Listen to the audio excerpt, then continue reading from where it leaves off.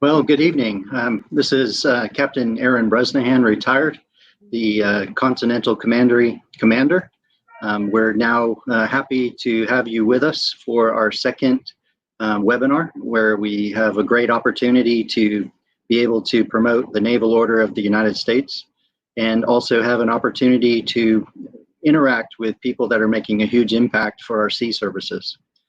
So as many of you may or may not know, a little bit about the Naval Order history. We have been established since July 4th, 1890. We're an organization that is here to preserve, promote, and celebrate and enjoy the nation's sea services, especially its history and heritage.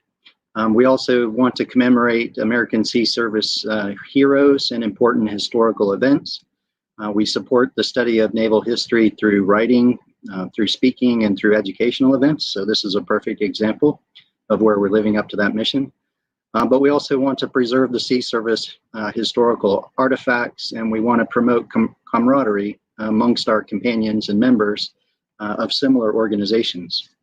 What makes the Naval Order unique is that we're the oldest American hereditary exclusively naval society. We're dedicated to the interest of naval history and encourage its recording and preservation. And the provision for membership is based upon lineal descent, ensuring strong continuous interest in the deeds and accomplishments of our forebears in perpetuity. And our linkage is to our predecessors that forges a common bond and is responsible for the honorable service of our country. So as I mentioned today, we have a great time ahead of us to have some questions and answers with our two wonderful guests that we have with us. So today we have Vince Patton, who was the 8th Master Chief Petty Officer of the Coast Guard. And we also have Jason Vanderhaden, who's the current Master Chief Petty Officer of the Coast Guard and being the 13th. So we're really happy to have both of you with us, and we're really looking forward to what you can share with us about the Coast Guard, the history of the Master Chief Petty Officer of the Coast Guard role and office, and to hear a little bit more about what's new and exciting within the Coast Guard. So great to have you with us. Thank you, Captain. All right. Well, without further ado, then maybe we could jump into a few questions and just get a feel for a few items regarding the history of the Master Chief Petty Officer. But also I want the audience to know that we do have the opportunity to take additional questions. So for those that are on the call, you can see that there's on the side a chat room function. So as you come up with questions or things of interest, just go ahead and type the question in there, and then we'll try to address those as time goes on. So one of the first things that I would love to hear a little bit about is how was the establishment of the Coast Guard Chief Petty Officer on the 18th of May, 1920? How was that pivotal to the Coast Guard history? So maybe if you could let us know about that, that would be wonderful. Okay, well, I'll tell you what, I'll start off with that being the old guy, probably closer in age to when the creation of chiefs in the Coast Guard occurred compared to Jason. For the Coast Guard, folks often wondered, well, why didn't the Coast Guard have chief petty officers as well as the enlisted rank structure set up the same way how the Navy was done? And the answer to that was that for those who know little of the Coast Guard's history as a whole, is that prior to 1915, the Coast Guard was split up into the Revenue Cutter Service, U.S. Life Saving Service, and there was a totally different rank structure, if you want to call it that. The Revenue Cutter Service, which tended to be the bulk of what the traditions of the Coast Guard came about when it was merged in 1915. It came about. At that time, there was some discussion about, besides the officer ranks, which the officer ranks for the most part were the same as the Navy officers' ranks. There were some variable differences, but the officer ranks were pretty much the same. But on the enlisted side, they weren't really enlisted. They were actually just contracted civilians, so to speak, under the Revenue Cutter Service. And under the U.S. Life Saving Service, they were government employees but the chief person was called the keeper of the station and so forth. So there was a discussion right around that 1915 mark when the merging of the Coast Guard came about, but it kind of went slow, and it wasn't until just after World War I that the discussion then kicked up in the higher gear that the rank structures, particularly on the enlisted side, needed to be common, not just because of the Navy, as was the case that during World War I, the Coast Guard fought with the Navy, but more so to have that structure with responsibilities so it's more laid and ironed out. So it wasn't until that came into being in 1920 that the Chief Petty Officer rank of the U.S. Coast Guard came into being. Prior to 1920, there were petty officers and so forth, but there was no Chief Petty Officer rank, and the reason for that was the fact that the Coast Guard was still trying to figure itself out under its new layout as being called the U.S. Coast Guard. And the positions of Chief Petty Officer was kind of variable because there was a question of, do we make a lot of warrants or do we make more officers or whatever the case may be. But it wasn't until 1920 that the decision was made that Chief Petty Officers were going to come to be. So it was a 5-year mission to get to that point. It sounds like an incredible journey, and as you say, with all of the sort of different agencies and organizations coming together, it sounds like it was a quite a pivotal time in the Coast Guard. So, Jason, do you have something to add as well? Vince is a student of history and knows that very well. You explained it extremely well. One thing about the Coast Guard is we have so many small units around that we don't have enough officers to put an officer at every unit. A lot of times in the Navy, even the smallest units will have officers there, but in the Coast Guard, that's not the case. So having the Chief Petty Officer kind of be the officer in charge at the unit, we provide our enlisted members non-judicial punishment authority, which is, we're the only service that does that. So the chiefs kind of freed up the officers to not have to be the one-off at every small little unit around the Coast Guard, which gave the chiefs that added responsibility and enabled us to save some money, if you will. Also, chiefs are a little more economical in terms of salary. So that's something unique to the Coast Guard Chief Petty Officers. It definitely sounds like it's made, as you say, the biggest impact for the buck. So it's a huge savings for the country, but also I'm sure it makes the mission more successful and more able to be executed. So that's great. I guess one other question then I would like to ask is, how has the function of the chief's mess evolved over time? So it sounded like in 1915 to 1920 there was quite a bit of planning and trying to understand the role. But so how has that function evolved over the last 100 years? Well, I'll start off first with it, and Jason can bring up a little more into the now category. But the term chief's mess as a whole really didn't take shape into the Coast Guard until around World War II. And I think that's right about the time when there were a lot more functionary chiefs at a unit, particularly on board ships, than they had been before. Because as Jason had mentioned, when Chief Petty Officers were created in 1920, and from the 1920s into the early 40s, before World War II came about, most units only had one chief. There may have been two at certain types of places, but not a very large number. So there was no real chief's mess as you compared it to the Navy. World War II changed that, because at that time, as the Coast Guard started beefing up in numbers and the types of assignments that were given to them, the more ships were created. And at the stations, which also had a wartime mission, particularly on the coast and so forth, you started having several chiefs at a particular unit. And that's where it began to grow into this fraternity, if it will, of where people of that like type of specialty, a rating, as the case may be, decided that this is where we need to function more collectively as a group rather than individually. And I think they just kind of follow a little bit of the pattern of how the Navy Chiefs Mess was going, as well as looking at how the wardroom culture was being set up.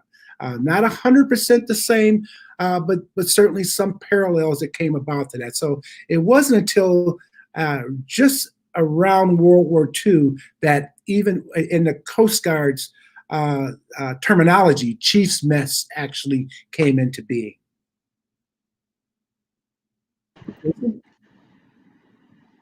So as of today, the Chiefs Mess, they do a lot of the taking care of the workforce, taking care of the enlisted workforce. So the Chiefs, I stole this from the Navy, but it pertains. The Chiefs kind of run the ship so the officers can fight the ship. The Chiefs make sure that the crew is trained, they're ready to perform the mission. So when we hit the go button, and we set the law enforcement bill, or we set the GE or GQ or whatever it is that we're doing, that the crew is ready to go and they are focused on the mission. The Chiefs are engaging the workforce to talk to them about their family, make sure that they're full up, round, and ready to perform the mission. And when you make chief, you lose your first name, and then you become everybody's chief. So the mess is very helpful because you might be walking across the flight deck and somebody says, "Hey, chief," you turn around and you take, and they have an issue or a problem. You handle that, you help them with it, and then you go back to the mess, and you might see their chief, that division chief, and say, "Hey, I just talked to Petty Officer so and so and helped them with a problem they were having." And it doesn't matter that you're not their chief, because we're all our responsibility is to take care of the workforce. And then we also we mentor the junior officers. So when you have an ensign or a lieutenant JG, maybe sometimes a lieutenant that might be doing something new for the first time, the chiefs kind of take them under their wing, make sure that they understand what's going on, what the challenges are, and kind of help them quickly get up to speed so that they can be that division officer or that department head that the department needs. And so that's why when you're all together in a mess, the mess functions as the sum is greater than the parts. It's we're all working together to achieve a common goal, which is to make sure that we have a ready workforce. Just a bit of a follow-up question on that. Does the Chiefs Mess act differently based on the mission set that the Coast Guard has? Because I know with like oil pollution prevention or life-saving or boarding or interdictions, is there a difference across the mission sets, or?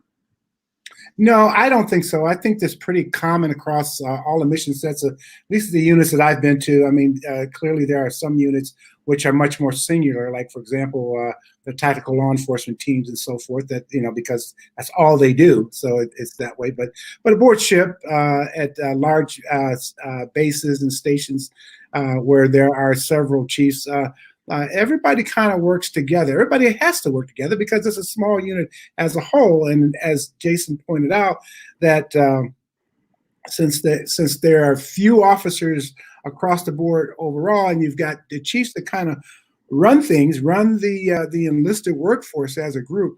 In a Chiefs Mess, in order to be a very effective Chiefs Mess, you got to know what everybody else does. And I think back to my only afloat tour as a chief was when I was with Chief Yeoman on the Boutwell. In addition to just doing my role as working as a yeoman, I also had to function with what that unit's responsibility was, and that being maritime law enforcement, support to naval activities and so forth. So I had to know just as much, or at least learn about things, what was going on down in the engine room, what was going on in the weapons department, and so forth. And that's where our chief's mess was really helpful, because it gave me the opportunity to really reach out and touch with other ratings in the Coast Guard, to be able to understand and learn to do those particular things. So I would say, as a chief, you really are a chief, and then whatever your specialty is beyond that is secondary to the functions as a chief and taking care of everybody. So you weren't in a parochial fashion that all you handle was just people within your specific rating, because our units are not that big to be able to do that. You had to know pretty much what, now again, the departments and what I mentioned and so forth, and you will be working very closely with each of those departments. Okay. Yeah, I totally agree. The function and roles of the chief's mess are pretty universal. No matter what unit you go to, the way the mess functions at each unit is basically the same, which is to, like what Vince said, just to take care of the people. Okay, great. And as we always hear, the reason why the U.S. Military is so effective is because of the senior non-commissioned officers and all of the gravitas that you bring, and obviously the emphasis and leadership that you have to get things done. I guess next question I'd like to talk a little bit about is, has the integration of the Coast Guard, active, reserve, auxiliary, civilians, the contractors and families, has that changed the roles of the chief, when you look at all the different aspects of the stakeholders within the Coast Guard? Well, I'm going to start off first, but I'm sure Jason's answer is probably going to be not just more updated, but I think a little bit more progressive than from the time that I would view that when I was on active duty. Is the key part of what we had always expected of chiefs, and I'll date this even further back to when I first became a chief in 1983, that you really had to embrace all levels of the Coast Guard family, and not just from the active reserve side, but we have auxiliaries, we have family members, and so forth. So, and it was very, very important, because there were certain units, certain responsibilities that we were involved with, that we involved with working with auxiliaries, we involved with working with civilians, with the civilian Coast Guard community as well. So it was, at least the time when I became a chief, it was really impressed upon me that I had to understand and accept the entire Coast Guard community concept. So I don't think at the time when I became a chief that was the first time they started doing it, but I will say that it was at that time that there were some struggles, because many chiefs felt they didn't have to do that wasn't their responsibility beyond within their realm of their department or their people that they had to work with. But then later it all became sort of a big happy family kind of thing, that everybody had to work together. Jason? So thank you, Vince. I'm going to go right on to that, because Vince is exactly right. As our missions have grown post 9/11, and we have really had to rely on the auxiliary to do some things that maybe we didn't always have to do. We did organically in the active duty workforce, and then we integrated. Our reserve component is no longer a separate component. It's no longer a separate kind of arm of the Coast Guard. Our reserve units are integrated into our active duty units. So we are, as Vince said, one big happy family, all working together to achieve the mission.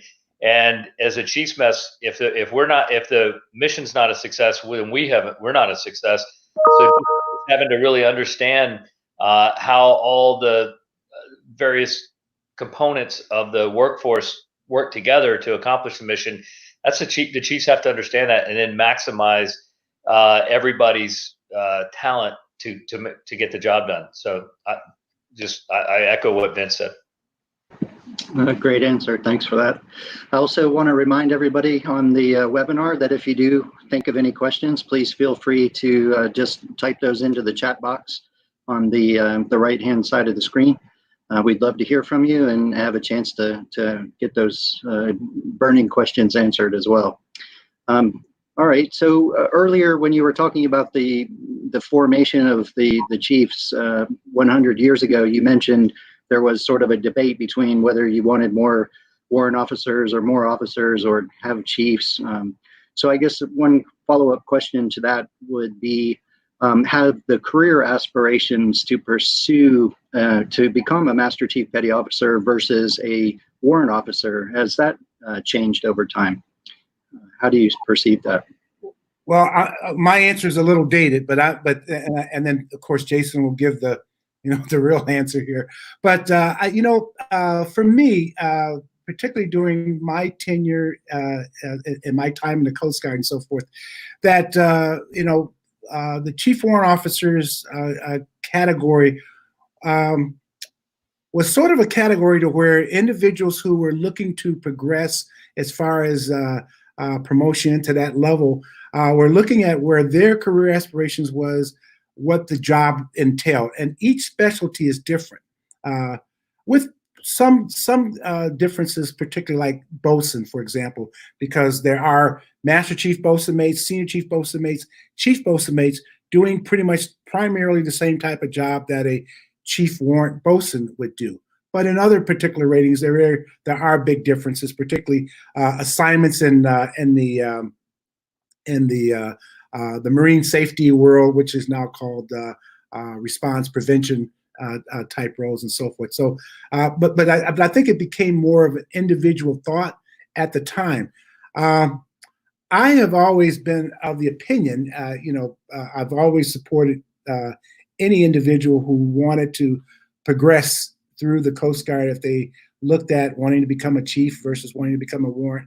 I always ask them that magic question: is your reason for going warrant because it's more money, or do you really understand what kinds of things that you would do as a warrant versus what kinds of things that you would do as you move up the scale beyond Chief Petty Officer? And that was a challenging question to many people that, they really started thinking about it. And some decided at that point that, they were going to stay in the enlisted ranks versus going to warrant. And others felt to go through the warrant ranks because some of the avenues to that is an opportunity to go from warrant officer to commissioned officer. And particularly, we have the warrant to lieutenant program, which a lot of warrants are interested in wanting to go to that. But I always challenge folks of wanting to look at further down the road of their career beyond making more money, because in the long run, a Master Chief and a Chief Warrant Officer, the monetary differences are very almost near equal, as opposed to looking at someone going from Chief to Warrant and so forth. So that's kind of like within my realm of life in the Coast Guard. Jason? So I totally agree. As Vince said, I encourage everyone, all folks that are advancing up to the enlisted ranks, to explore both career fields, both Chief Warrant Officer and Senior Chief Master Chief.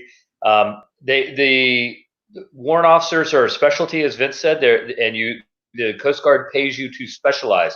They pay you to become a subject matter expert in a particular area, and then you advise and do what, leverage your knowledge and your expertise and your subject matter expertise in that area. And then as a chief, as I mentioned earlier, you're everybody's chief. You're more of a generalist. You're still very sharp and an expert in your field, but you're more of a take care of the people side of the workforce. So I tell people, I said, if your goal is to really get to be the expert, a subject matter expert in a specialty, perhaps warrant officer is for you. If you like taking care of people, growing people, and developing people, perhaps Senior Chief or Master Chief might be more in your world, what you enjoy doing. Because at the end of the day, as Vince said, it's not about the money. It doesn't matter how much I pay you. If you don't like coming to work, if you don't like what you do, the pay will soon be not worth it. I could pay you a lot more, and you wouldn't do it. So you have to like what you do. You have to choose the path that is going to make you the happiest coming to work, because that in the end will make you better at what you do if you enjoy it. So some of my best friends are chief warrant officers. I value them a lot, and they have a definite role in the organization. And they still, once a chief, always a chief. Many of them are strong members of the chief. Many chief warrant officers are strong members of the chief's mess. And I think we work together well. And it's just a matter of what you like to do coming to work. And I don't mean to be a generalist. Many chief warrant officers are excellent at taking care of people and leading people, and are very involved in what's going on in their people's lives. But that's not really what the Coast Guard pays them to do. The Coast Guard pays them to be the expert in a particular area of the Coast Guard. And let me add one more thing, particularly with how the aspirations have changed over time.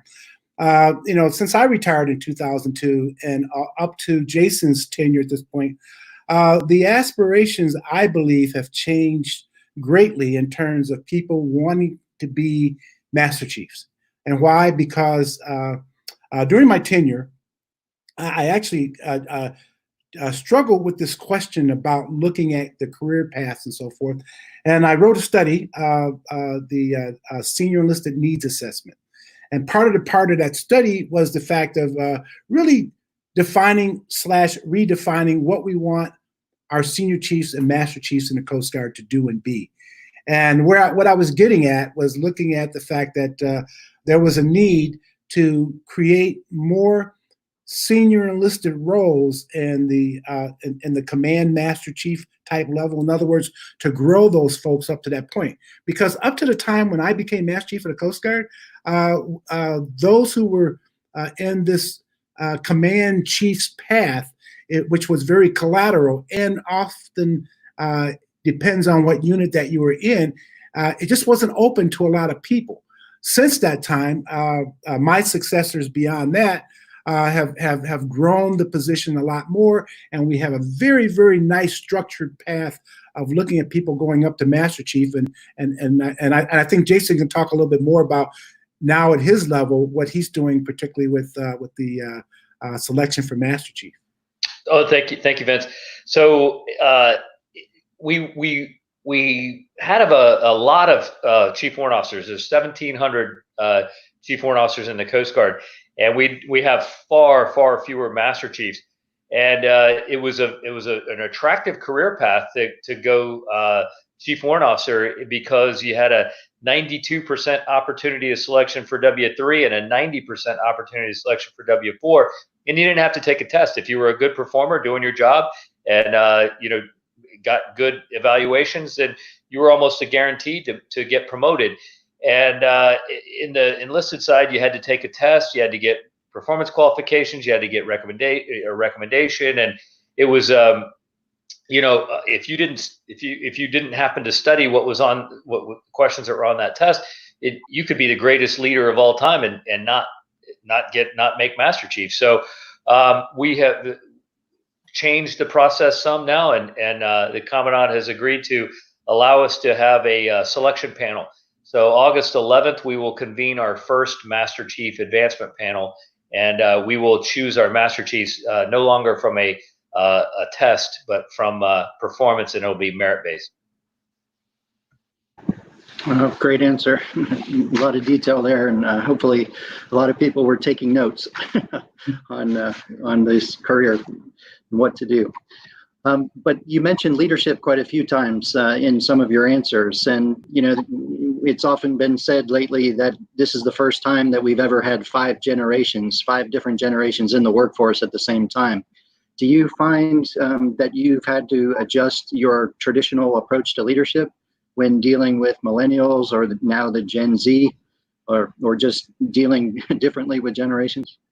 Well, for me, I don't know what that generation labeling was when I came in 1972, but often think about the old timers, the old chiefs and senior chiefs and master chiefs and so forth that looked upon my era of people as a group of challenging people that was far different than what they were.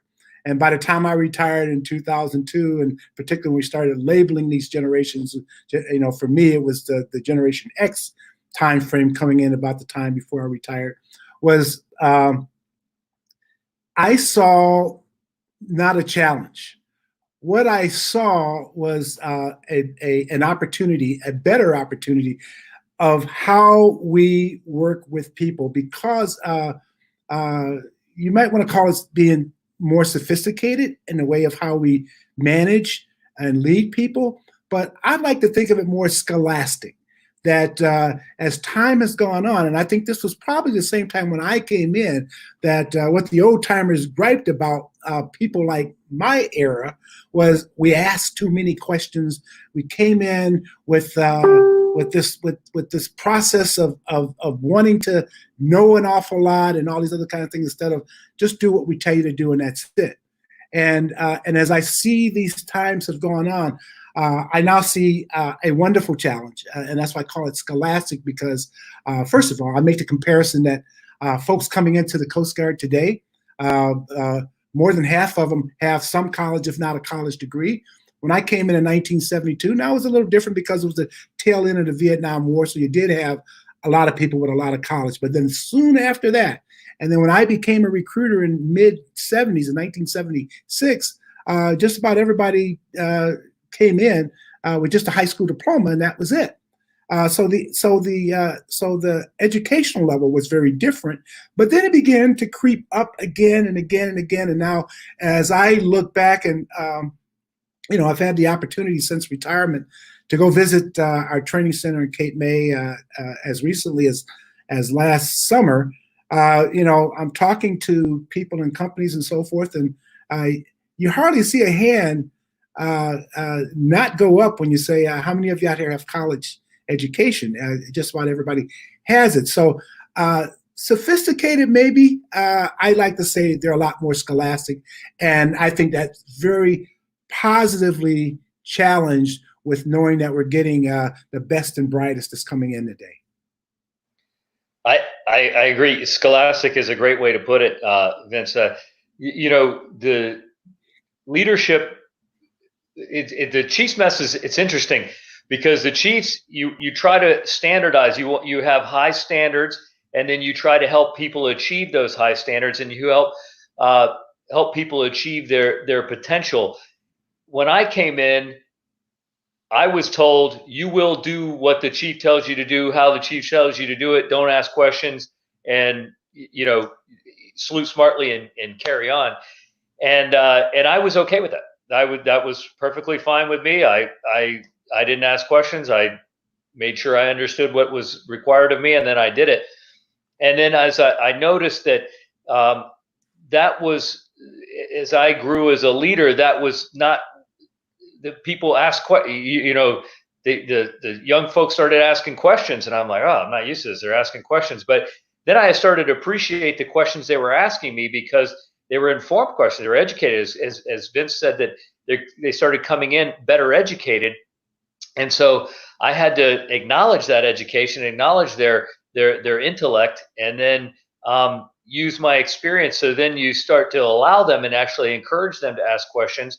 You have to be humble enough to know that sometimes there's a better way to do something, and a junior member might show you that better way to do it. And just the ability to accept their feedback, accept their suggestions is a little bit different, and we've had to evolve. So I think now leading is more of a collaborative process with your subordinates than it was a directive process in the past.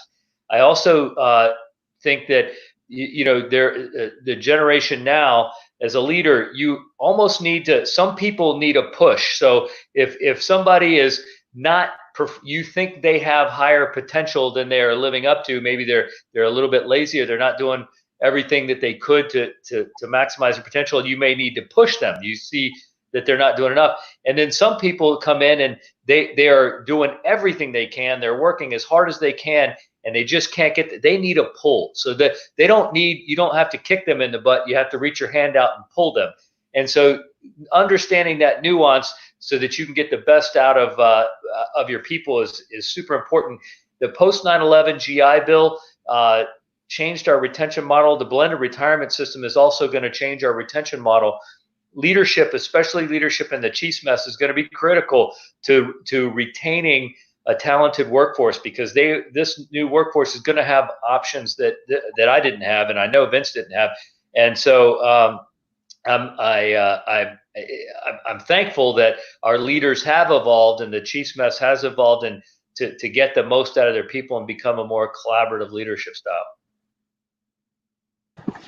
Great answers. And I think you also mentioned earlier when you were talking about people wanting to come to work and feeling like they're there to live up to a higher purpose or to be able to contribute to something bigger than themselves. And I see these generations coming in now, that's, what their purpose is and how they can contribute is a big part of what motivates them. So I'm sure the way you deal with that from a leadership perspective is critical.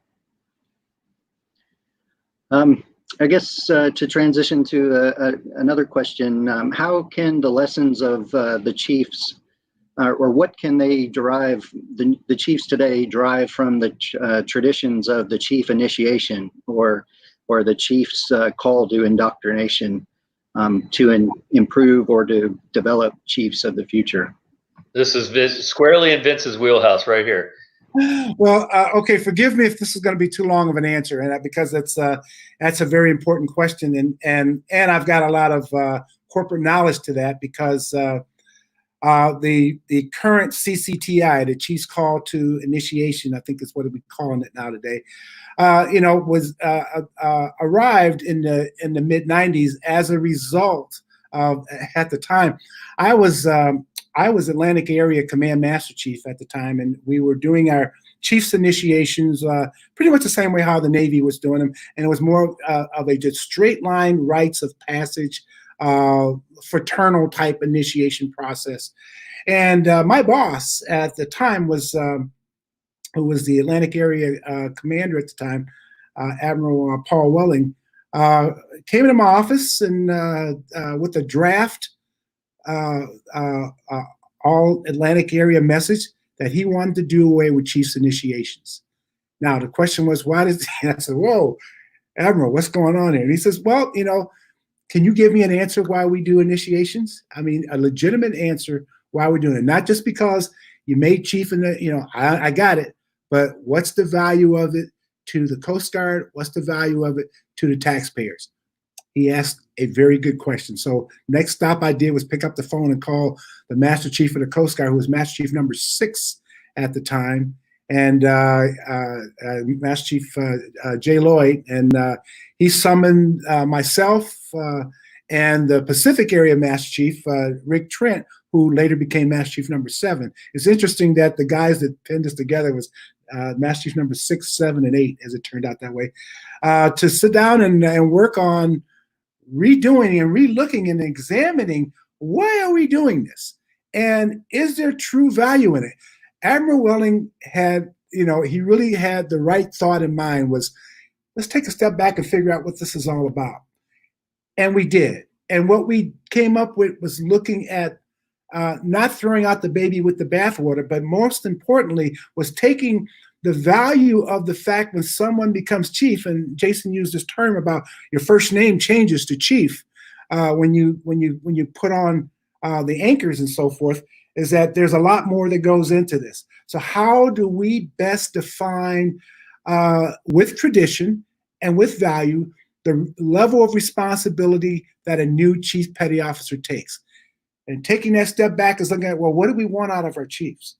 And one of the key things, and I use this phrase an awful lot, that the Chiefs are first and foremost the senior mentors of the Coast Guard.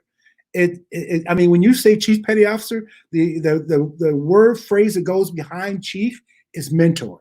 And that, of course, involves with the training aspect as well as the working with people and so forth. So we sort of embraced ourselves around that phrase about mentoring, and therefore to be an effective mentor is how much do you know about the organization? And what our initiation process prior to that never really got into that. I mean, we did some fun little silly things and so forth, but nothing that really had value. Going back to Admiral Welling's point is that where's the value of this both to the Coast Guard and to the taxpayers? And so as a result of that, the final line out of this was building an understanding of the organization itself. To be the senior mentor of the Coast Guard, know about the Coast Guard, know everything about the Coast Guard. It's sad to say, from the time I graduated from boot camp up till about when I went to the Chief Petty Officers Academy in 1990, I did not know the words to Semper Paratus beyond the first two lines. I did not know how to sing the whole song. I knew the tune of it, and that was about it. And I soon learned that there were a lot of people, enlisted people like myself, that didn't know it either. The officers, on the other hand, particularly those that go to the academy, that went to officer candidate school, they had to learn this right off the top. So we put that in there, but more than just learning the words, but learning the meaning and the understanding of it, part of learning about the organization. So we did that. We built that into what the CCTI process was all about, and change. I mean, it was a cultural change that literally was done overnight. And it took, the old timers who just, you're turning this into the kindly Coast Guard kind of thing and not really understanding it, to the new coming people to say, I get it. This is what I want. This now makes me want to be a chief.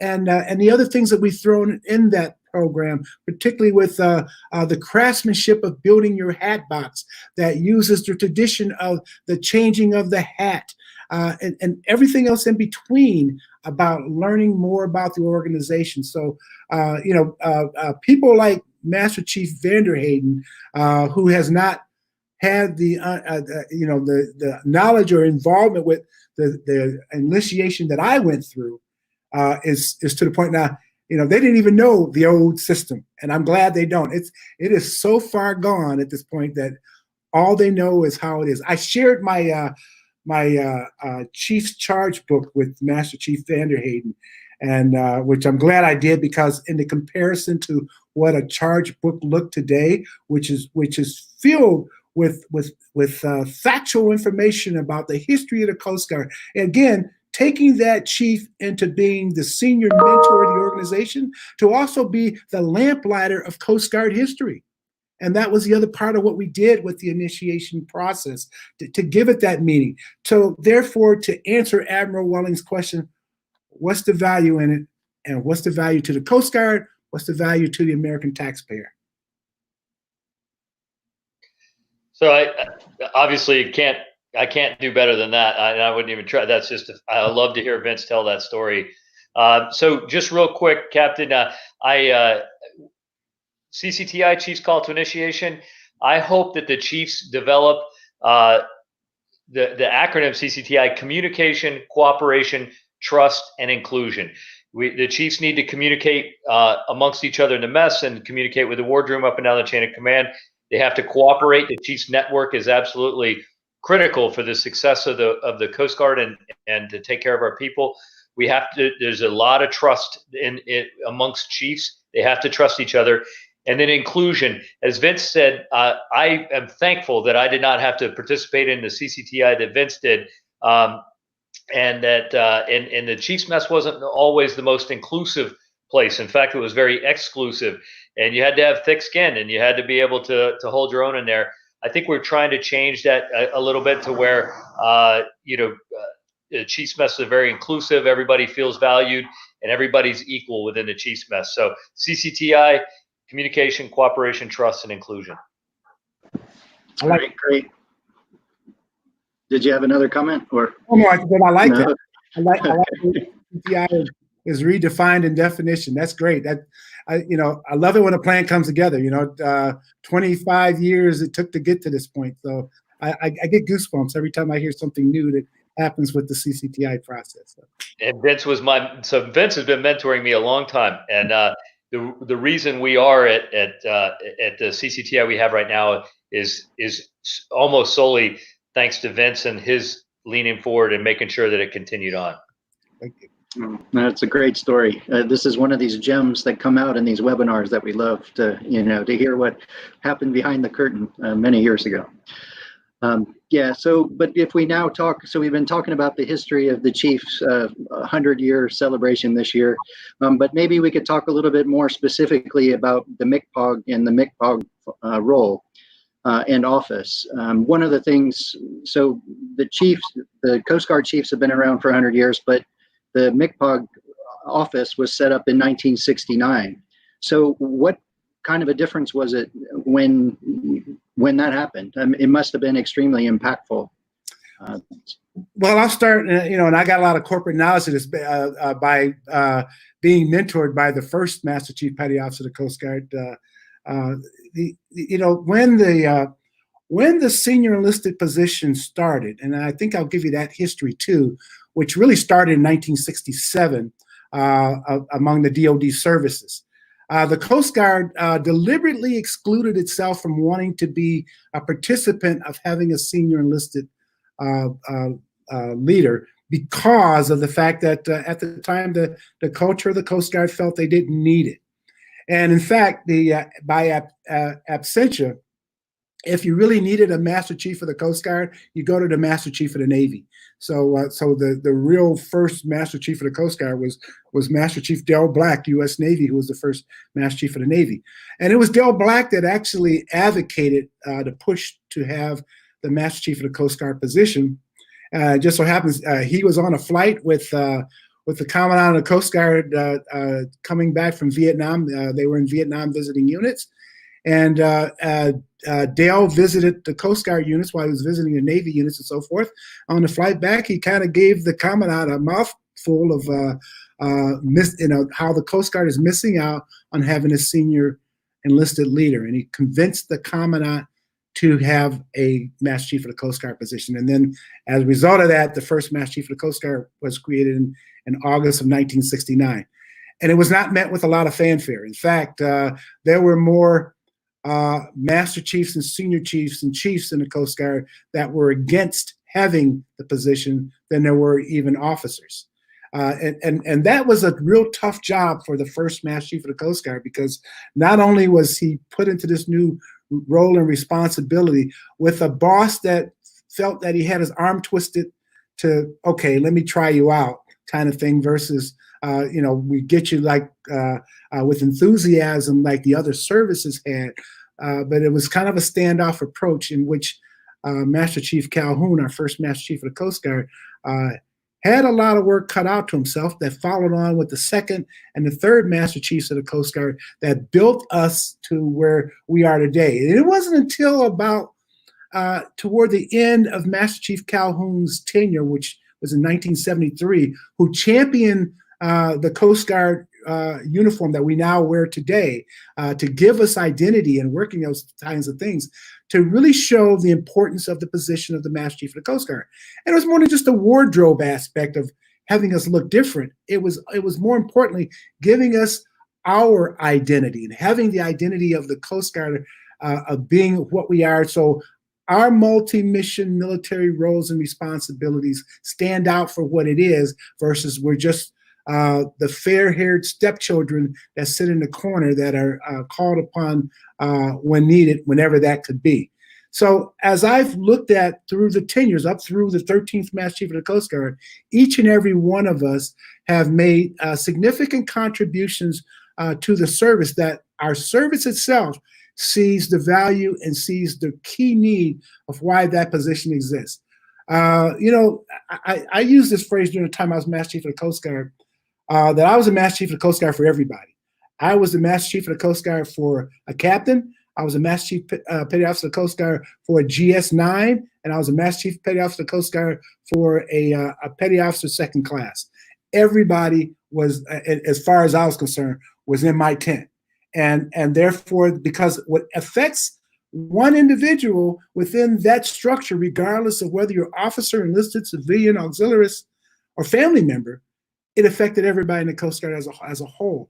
And I've seen my successors, as well as even my predecessors, have taken on those same types of responsibilities and interest in the fact that you were the Master Chief of the Coast Guard for the entire Coast Guard. And what impacts the Coast Guard as a whole comes from that rank and file group of people who carry out the missions and make things happen as a whole.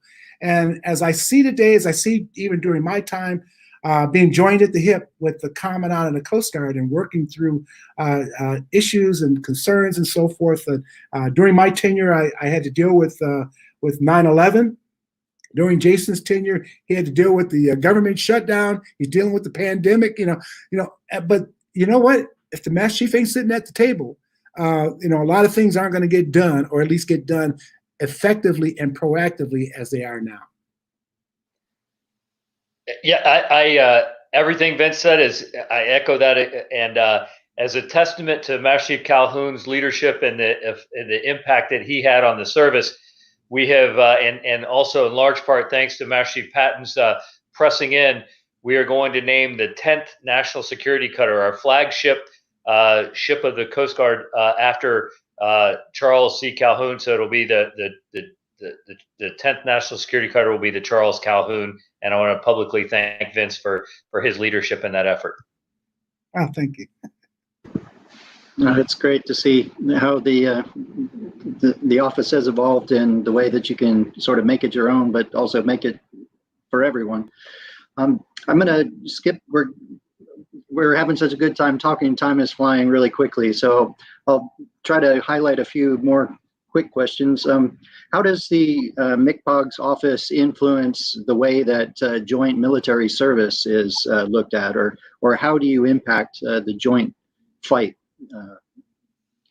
Well, I'll start off first. Just from during my tenure, and I can speak a little bit about my predecessors and so forth that really had a very positive, proactive involvement with working with the other service senior enlisted leaders.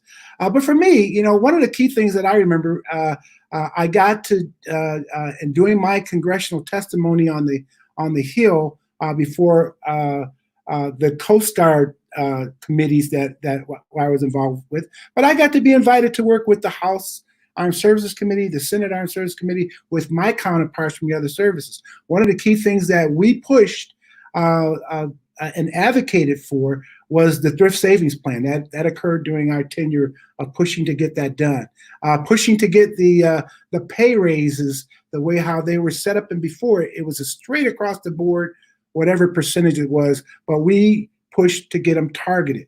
And that wouldn't happen unless the five of us were all together. We were one voice. And I had a blast, particularly when I went to a House Armed Services committee. And I know in the past, my predecessors did not get to do that, but I got to do it during my tenure.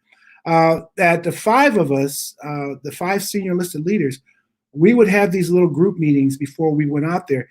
And we decided we were going to talk about things that impacted all five of us versus going in to talk about the Army needs new tanks, the Navy needs new ships, et cetera, and so on. We went in there to talk about things that we all needed together. We all advocated for each other. And it was the coolest thing around. I wish I had the video to even show that, to listen to the Sergeant Major of the Army talk about the importance of tactical law enforcement teams for the Coast Guard. And for me to talk about the need for the special forces and impact that is responsible for deployment operations and so forth. So we became a force, I think, to reckon with. And even in retirement now, the four guys that I worked with as senior enlisted leaders at the time, we're still together as a group.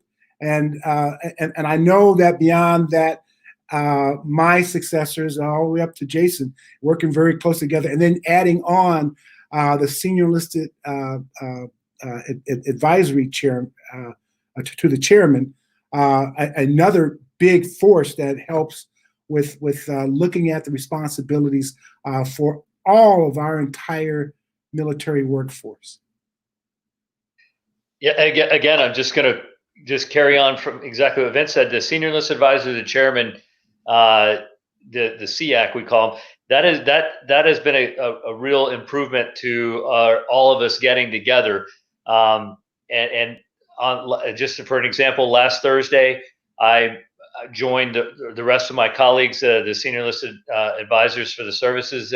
We met with General Milley on Thursday, and then on Friday again we met with Secretary Esper to talk about some of the things that are going on in the military today. Happy to be invited to that. Really neat opportunity.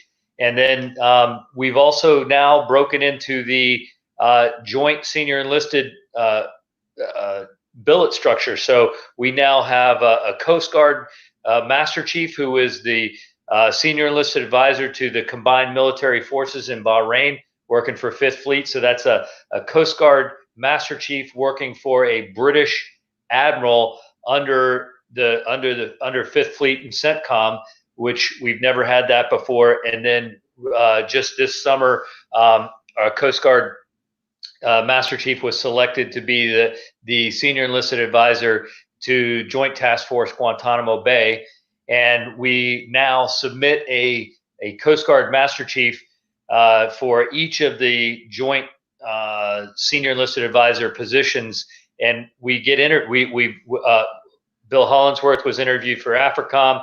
Rob Bushy applied for Southcom, and we are starting to break in, and I think as they get a little more experience with Coast Guard Master Chiefs, when I say they, as DoD gets experience with Coast Guard Master Chiefs, I think they recognize that there's a lot of talent in the Coast Guard as well.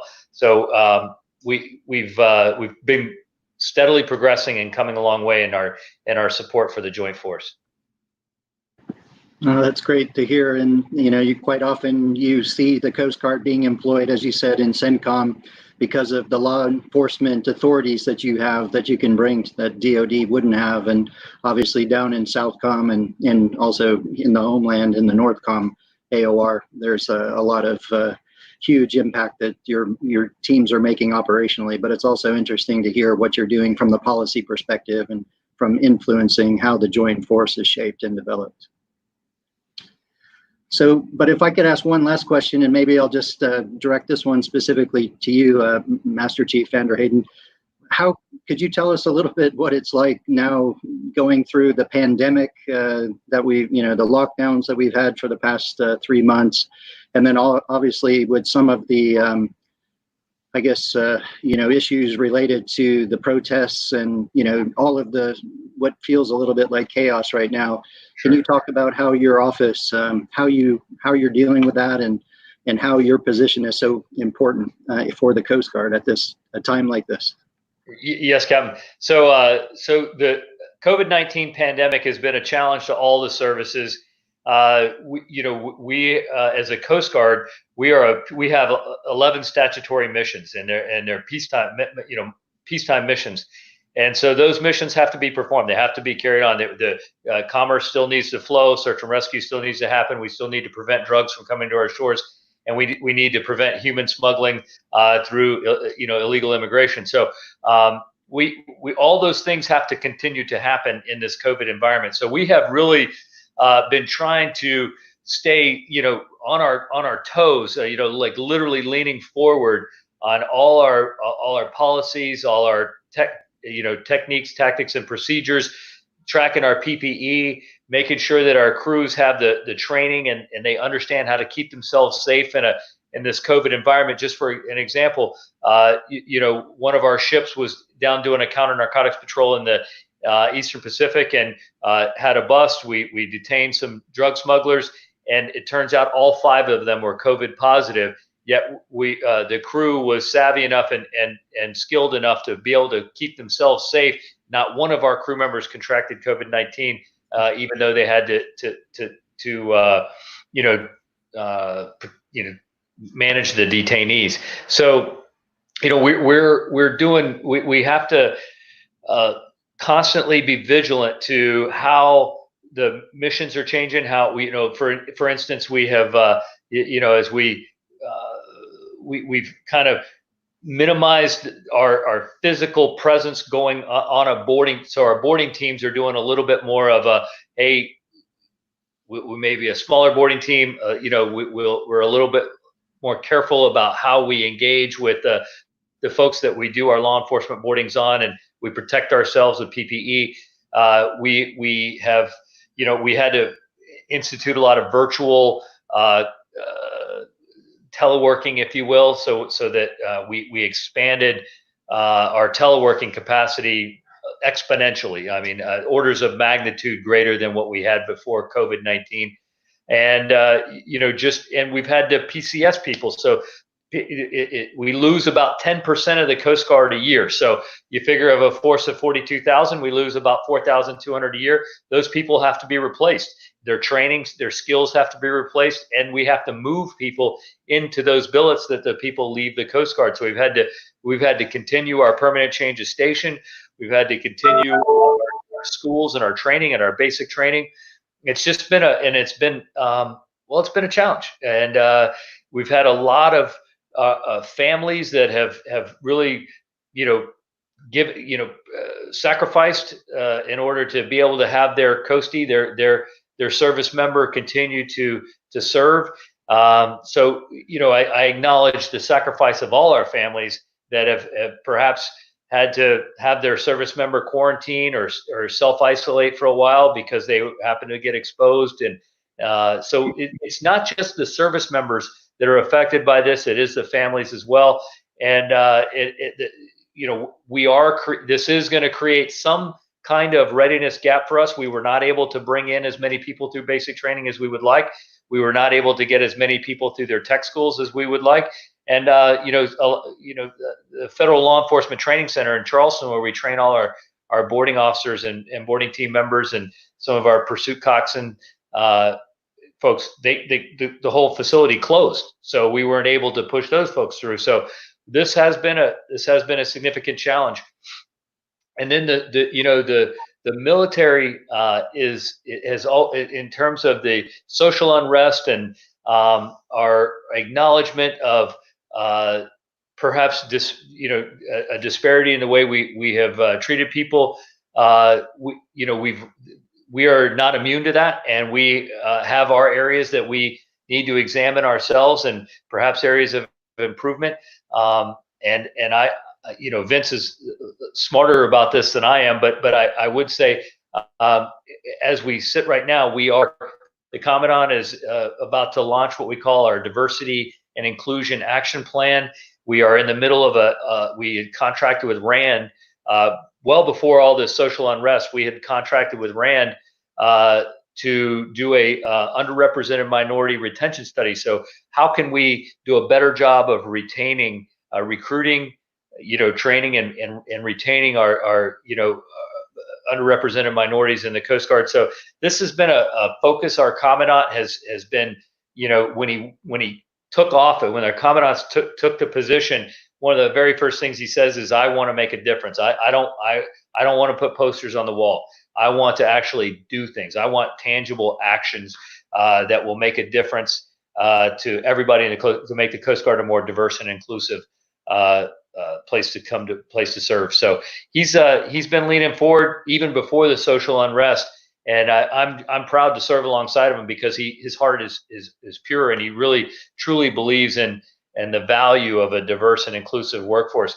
And just real quick, as we talk about what diversity and inclusion means, as sailors, as we're all sailors here, I want to say that, for me, diversity gives you a 360-degree view of the horizon. When you're making decisions, you want to have a 360-degree perspective.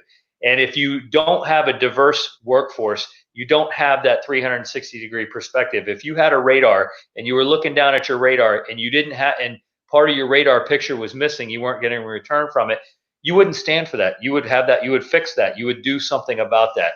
And that's what diversity does for us, is it gives us that 360-degree radar picture. And then inclusion, as you have your watch quarter and station bill, and you're on the ship, and your DCA is filling out the watch quarter and station bill, you don't leave anybody off. There's nobody that's not, even if you're temporarily assigned to the ship, you're on the watch quarter and station bill. Everybody has a role. Everybody knows what they're supposed to do, and everybody feels like they have a job on that watch quarter and station bill. Well, that's the way inclusion is. Everybody should feel valued. They should see their place on that watch quarter and station bill. And if they don't, then we need to do something about that and make sure that they do. So that's how I paint the picture of why diversity and inclusion is such an important aspect to the Coast Guard. And I'd like to give Vince the last word, if I could, please. Well, the only thing I want to add to what Jason had pointed out is, you know, he's kind of employed me to be part of this amazing opportunity.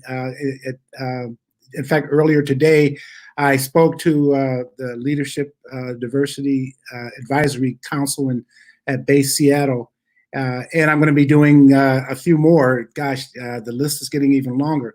But the key part to this is that I want to add is that the Coast Guard is out in front of this, really, really, truly out in front of this, as what Jason had pointed out. And I can't be any more prouder than my Coast Guard than I am today under the challenging situations that we have faced. And I think to our advantage of being out in front is because of all the military services, our service has much more direct exposure and impact to the American public as well as the world public, for that matter, than the other services have as a result of that. So it's very important, very key for us to be involved and be proactive in doing these kinds of things. Sure, we got some bad actors in there, and we're working on getting those out. But I will tell you that the proactivity that our Commandant, our Master Chief of the Coast Guard, has been putting involved in this is that it's a complete, wonderful winning team that's making this work. Now, these are rock solid answers, and I really appreciate your openness and willingness to discuss with these issues and to really put it in the forefront. So thank you so much for those comments. Thank you, Vince, for staying involved. I appreciate it. Thank you very much. Thank you. So we are coming towards the end. I know we're going a little bit long, so I thank everybody for being patient with us. But I'm enjoying this conversation so much. I'm a little bit happy that we're going long. But thanks so much for being with us. We did have one question though from Chris Harper. I guess he was recently pinned E7, and what he was looking for was a little bit of words of wisdom from each of you on what he should be thinking about as he's now being welcomed into the mess. So maybe as closing statements from each of you, if you could maybe talk about that. Okay, I'll be. Vince, I would love for you to have the last word. It would mean a lot if you would have the last word. So Chief Harper, I would tell you that what we need from you is to be engaged. You need to utilize the mess, be a valued member of the mess, attend Chief's calls. The strength of the Coast Guard is in the Chief. There's a book by a Navy captain of a ship that says, "Go ask the Chief," and that's the truth. Just remember that one chief represents all chiefs. So everything you do either reflects greatly on the Chief's mess or could potentially reflect poorly. Just make sure you're in the great part of that. And we look forward to having you. And remember, your energy and your enthusiasm is contagious.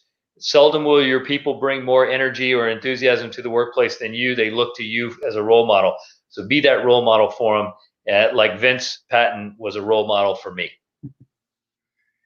And I'll just make it in three things. Be the example, set the pace, and follow the standards of conduct. Be the example is pretty much clear, is the fact that first and foremost, remember, particularly even before you pin those anchors on, is that remind yourself that you live in a glass house. And as you become the chief, even more so, people will look up to you. Everybody will look up to you regardless of rank, status, and structure. So you've got to always be the example. Don't disappoint anybody. Set the pace. It's about enthusiasm. It's about passion. It's about interest and involvement. That's what you have to do. And the things that what are important and the things that we talked about today, particularly with the crisis of what's happening today with the COVID-19, with racial unrest and so forth, be involved, set the pace of helping with others and gathering people along to work together, and follow the standards of conduct. It goes back to my first part about be the example, is that you live in a glass house. And rules are there particularly for you, not only to help to enforce, but to also to follow and to be that particular example. Be the example, set the pace, and follow the standards of conduct.